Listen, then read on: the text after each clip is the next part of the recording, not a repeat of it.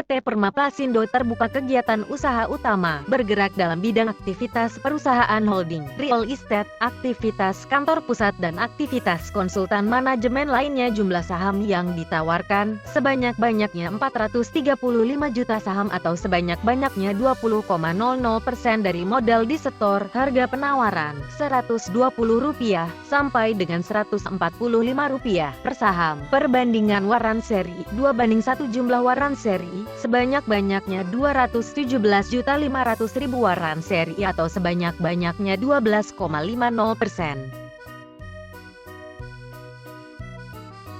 Rencana penggunaan dana 1, sebanyak Rp38 miliar akan digunakan untuk pelunasan pokok hutang pihak ketiga yaitu PT Usaha Gema Jaya dan Koperasi Jasa Bintang Timur Capital. 2, sebanyak Rp4.500 akan digunakan sebagai pinjaman kepada entitas anak BI untuk pembelian penambahan mesin. 3, sebanyak Rp2.850 akan digunakan untuk pembelian 2 bidang tanah di Klaten dari pihak ketiga. Perseroan akan membangun gudang distribusi dan kantor yang akan disewakan kepada entitas anak BMS untuk ekspansi distribusi center. 4, sebanyak Rp2.550 akan digunakan sebagai pinjaman kepada Bino Digital Solutions PT Ltd (BDS) untuk pengembangan Bantex hybrid file digital yang akan dilakukan oleh BDS dengan salah satu pemegang sahamnya, yaitu Secure OT Ltd di Singapura.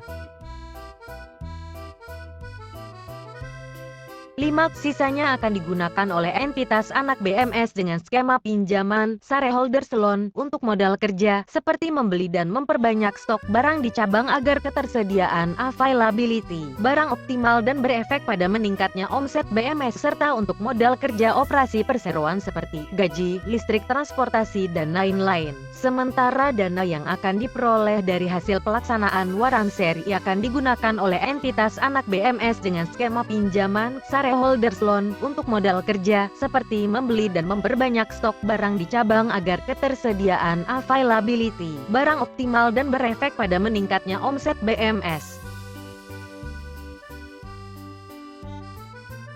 Karena banyak sekali rencana penggunaan dana untuk pelunasan hutang, jadi coba kita telisik sedikit. Jika dilihat dari rasio DER dan DAR masih tergolong aman karena di bawah 1x ekuitas. Jika dilihat rincian rencana penggunaan dana perseroan yang digunakan membayar utang PT Gema Usaha Jaya, utang sebesar 30 miliar yang jatuh tempo 3 tahun. Dan yang menarik di sini, dana utang tersebut dipergunakan untuk pembayaran tanah dan bangunan kantor perseroan di Kelapa Gading, cabang entitas anak PT Bino Mitra Sejati di Denpasar, Bali, dan gudang distribusi entitas anak PT Bino Mitra Sejati di Benowo, Gresik, dengan total sebesar Rp23 miliar. Selain itu, sebesar Rp7 miliar untuk biaya lain-lain. Jadi secara tidak langsung perseroan menggunakan dana IPO untuk membeli aset sekitar 30 miliar.